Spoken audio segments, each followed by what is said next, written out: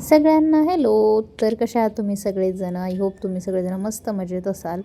तर भरपूर लोकांचं म्हणणं आहे, बाई गं तुझे व्लॉग काय येत नाहीत. तर सध्या माझ्या मागे फक्त हॉस्पिटलच्या वाऱ्या लागलेल्या आहेत. सकाळी बरं वाटलं की संध्याकाळी जास्त होतं आहे, संध्याकाळी बरं वाटलं की सकाळी जास्त होतं आहे.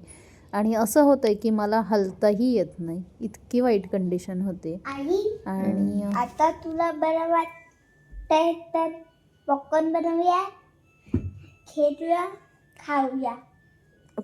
तोंडात मोबाईल नाही घालायचा शे. खाल्लं नाही. पॉपकॉर्न बघ कशासाठी पण खाय ना. का खायचं पण पॉपकॉर्न? जेवूया का त्यापेक्षा वरण भात खाऊया. हो वरण भात नको. का? ते नको मला आवडत. का आवडत नाही? मग काय आवडतं? पॉपकॉर्न. हां. ते कसं काय आवडतं? ते कसं आवडतं रे? टॉर्च बंद कर. कुठली टॉर्च बंद करू? माझा मोबाईल किती सुंदर आहे, बघ बघ बघ. ए माझे ए माझे ए माझे वाले. आई हो का 1 नी घेऊन 16 पर्यंतचे सगळे पोएम्स करायचे. दिलंय ना, लिहिलंय ना बुक मध्ये टीचरनी केवढा पोर्शन येणार आहे. हे मला माहिती, पण हे तर सांग 1 to 16 सगळे पेजेस लर्न करायचे. ना. हम्म. म्हणजे पोएम त्याच्यात येणार. हो. आता रात्री मला थोडंफार बरं होतं, तर सकाळी मी उठले झोपेतून तर मला अजिबात हालचाल करता येत नव्हती. म्हणजे पाय सरकवूही शकत नव्हते स्वतःचा, इतकी वाईट कंडिशन होती. आणि यांनी मला बाहेरून लॉक करून गेले कामाला. आणि मला उठायचं होतं बेडवरून आणि मला उठता नाही आलं. मी उठून दरवाजा नाही खोलू शकले. दरवाजा खोलू शकले म्हणजे मला ना आमच्या जाऊबाईंना आवाज द्यायचा होता की मला हालता येत नाही आहे, तर तेही नाही करू शकले. इतकी वाईट कंडिशन होती. शेवटी कंटाळून मी आमच्या जाऊबाईंना फोन करून सांगितलं की या जरा घरात बाहेरून कडी लावल्या, खोला.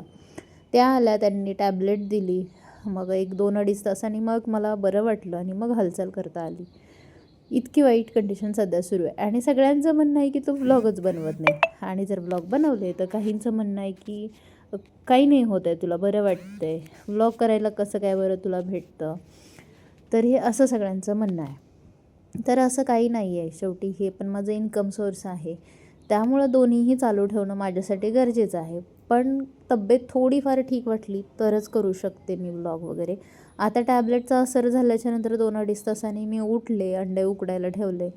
कारण आता कॅल्शियम भरून काढणं गरजेचं आहे. जेवढं अंगातनं रक्त वाया गेलं आहे तेवढं भरून काढलं पाहिजे ना आता. तर उठले, वरण भात लावला. आता भाकरी करण्या इतपत तर मी उभी नाही राहू शकत, एवढं तर ताकद नाहीच आहे. आणि जर एकदा दुखायला सुरुवात झाली तर मग अर्धवटच त्या भाकरी राहतील. म्हणून म्हटलं डाळ भाताचाच कुकर लावावा. डाळीला फोडणी न देताही खाऊ शकतो आपण जर का जास्त त्रास व्हायला लागला तर.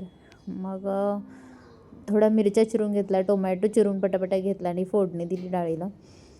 तर आपले आता व्लॉग यायचा अपलोड करायचा मी पूर्ण प्रयत्न करेन, कारण एवढं मेहनतीनं चॅनल उभं केलं मी, वाया जाऊ देणार नाही. आता कोणी म्हणू नका पारुशी आहे, कारण इथं साधं ब्रश नाही करायला उभं राहायला होतं आहे, तर पारुशीचं तर सोडूनच द्या.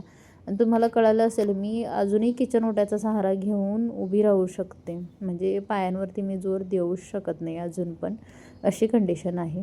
आता असं वाटतं आहे तेवढं त्रास सहन केला असता तर बरं झालं असतं. पण त्यावेळेस तो त्रास सहन होतही नव्हता, कारण ब्लड सर्क्युलेशन टोटली माझं बंद झालं होतं. त्यामुळं मग मला ते ऑपरेशन एमर्जन्सीमध्ये करावं लागलं. आणि एमर्जन्सीमध्ये करावं लागलं म्हणजे मी काय आनंदात केलं नाही ऑपरेशन. त्यासाठी मला गोल्ड लोन घ्यावं लागलं, कारण तेवढी कॅश माझ्याकडं नव्हती. कारण लाखाला क्रॉस केलं ऑपरेशनचा खर्च. आणि आमचा इन्शुरन्स जो आहे ना, तो 2 वर्ष झाली नव्हती त्याला, 1.5 वर्षच झाले आहेत. त्यामुळे तो काही चालला नाही इन्शुरन्स, त्यामुळे तेवढं आम्हाला लोन करावं लागलं. म्हणजे मी काही आनंदाने ऑपरेशन केलं नाही. बऱ्यापैकी कमेंट अशा पण येत आहेत, तर मी काही आनंदाने ऑपरेशन केलं नाही. हे सगळं परत आम्हालाच फेडायचं आहे, पण म्हटलं जीव महत्त्वाचा आहे. भरपूर लोकांच्या कमेंट येत आहेत की मग तू एकटीच कशी, अजून तुझ्यासोबत कोणी कसं नाही. तुम्हाला एकटी दिसते ना, म्हणजे मी एकटीच आहे. चला बाय बाय.